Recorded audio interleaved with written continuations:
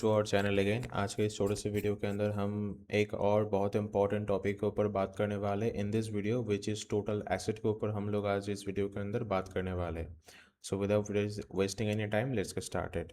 Well on the website of ticker.finology.in ये एक free investing tool है। यहाँ पर आके आप इंडिया के अंदर लिस्टेड हर एक कंपनी के ऊपर रिसर्च कर सकते हो for the long term investment. So and we are just take an example of the State Bank of India. Okay, so let's jump into the um, the site of Decode.Phenology and the company of State Bank of India. And let's jump into balance sheet. So we have covered all of these topics. If you haven't watched those videos, please make sure that you watch all of them to understand the fundamental concept of everything. Okay. So now we will gonna discuss about the total asset. तो ये total asset है क्या, ये पहले समझो। Assets are anything that a business owns, has a value and can be converted to cash. It includes all the current and non-current assets that a company owns. यानी कि company के पास दो तरीके की एसिड हो सकता है, एक हो सकता है करेंट एसिड, एक हो सकता है non current acid. And current acid हो सकता है, नॉन करंट एसिड हो सकता है। तो ये करंट एसिड है, नॉन करंट एसिड को आप अगर जोड़ दोगे तो ये आ जाएगा आपका टोटल एसिड के अंदर। And the question comes that current acid and non current acid क्या है।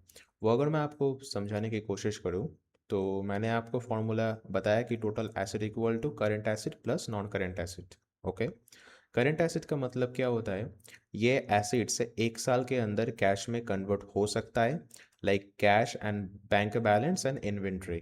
ओके, सो ये आपके पास ऐसे एसिड्स है। एसिड का मतलब क्या है, जो आपको पैसा ला के देता है उसको बोला जाता है एसिड, एंड जो आपका पैसा जिसके ऊपर आप खर्च करते हो उसको बोला जाता है liability. And companies are always finding to buy an asset for them. Okay, and non current asset क्या होता है, जो आप लॉन्ग टर्म के लिए होल्ड करते हो एंड जो आप एक साल के अंदर बेचने की सोचते नहीं हो। ओके, सो ये होता है land and buildings, plant and machinery and investment, ये सब चीज़। कंपनी भी तो किसी खुद के अंदर या किसी दूसरे कंपनी के अंदर या किसी दूसरे मार्केट के अंदर इंडिसेस के अंदर इन्वेस्टमेंट कर सकता है। तो ये कंपनी नहीं सोचेगा कि मैं एक साल के लिए इन्वेस्टमेंट करूंगा, एक साल के बाद मैं इन्वेस्टिंग बंद कर दूंगा, मैं रोक दूंगा। तो ये ऐसे नहीं करता है। Investing is a long term game. Okay, that is why investing भी एक नॉन करेंट एसेट के अंदर आता है। Land and building non current asset के अंदर आता है।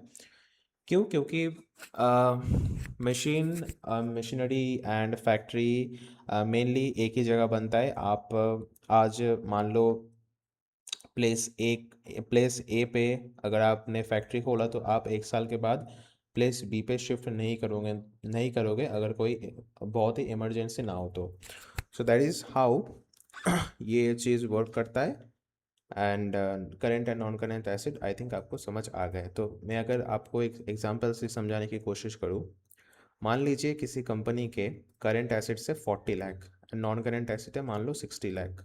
तो टोटल एसिड आ जाएगा 40 लाख प्लस 60 लाख, यानी कि टोटल एसिड का फॉर्मूला क्या है, आपका current asset plus non current acid. Current acid होता है कि आपको जो एक साल के अंदर जो जो आपको कैश में कन्वर्ट करना होगा या कैश में इक्विवेलेंट करना होगा, एंड नॉन करंट एसिड जो आपको नहीं करना होगा। ओके, सो ये आ गया हमारा टोटल एसिड 1 करोड़ रुपए। अगर मैं आपको SBI का एग्जांपल दूँ which is one of the most largest bank in India, तो आप देखोगे SBI का मार्च 2022 के अंदर इसका टोटल एसेट्स था लगभग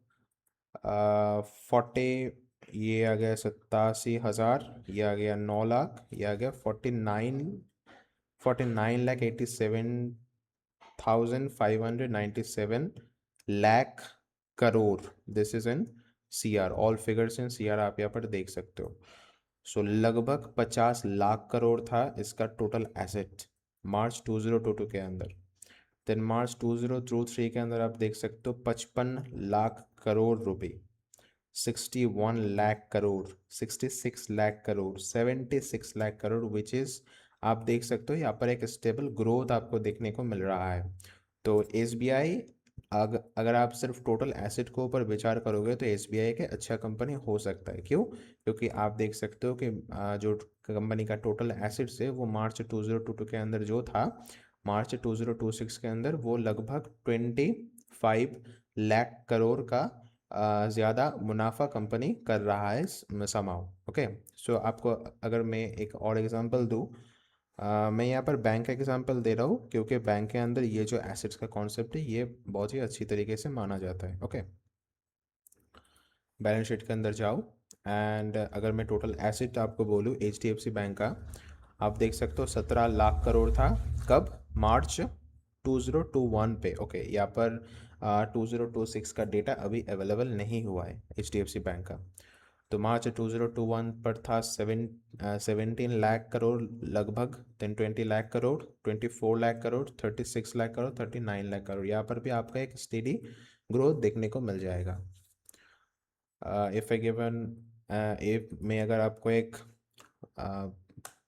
खराब बैंक का एग्जांपल दूँ, लाइक यस बैंक, आप जानते हो कि यस बैंक का एक बार 400 भी हिट कर गया था, लेकिन अब ये 4 रुपये पे चल रहा है। मतलब 400 भी हिट करा था एक टाइम एंड 4 रुपये भी हिट करा था, अब ये 25 रुपये पे चल रहा है, आप देख सकते हो। तो आपका ये, आप अगर इसका टोटल एसेट्स देखोगे तो आप चौंक जाओगे। आई थिंक टोटल एसेट है 2,73,000, 3,18,000, 3,54,000, 4,05,000 एंड 4,23,000। ओके, सो अगर आप येस बैंक का किस्सा नहीं जानते हो तो आप इंटरनेट के ऊपर सर्च करके पढ़ सकते हो कि येस बैंक से क्या हुआ था। तो मुझको लग रहा था कि येस बैंक मतलब टोटल एसेट ऊपर जाने के बाद डाउनफॉल आएगा, लेकिन इसका टोटल एसेट आप अगर देखोगे स्ट्रेंजली लगभग ऊपर ही जा रहा है। ओके, सो अगर मैं आपको एक कंपनी का एग्जांपल दूँ, लाइक अगर आप नेस्ले इंडिया का देखोगे,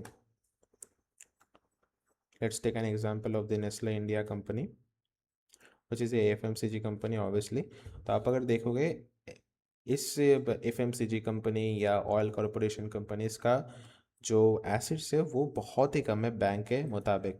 आप देख सकते हो दिसंबर 2022 के अंदर 8,208 करोड़, देन लगभग 9,000 crore, 10,500, 12,300, 13,357 crore.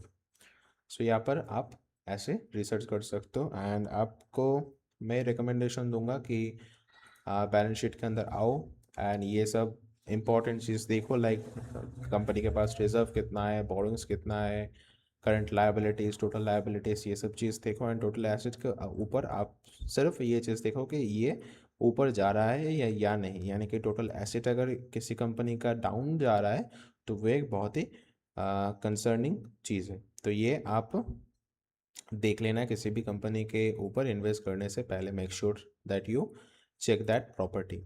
Okay, so I think you get it, and thank you for watching the video till the end, and I will see you in the next video. Bye.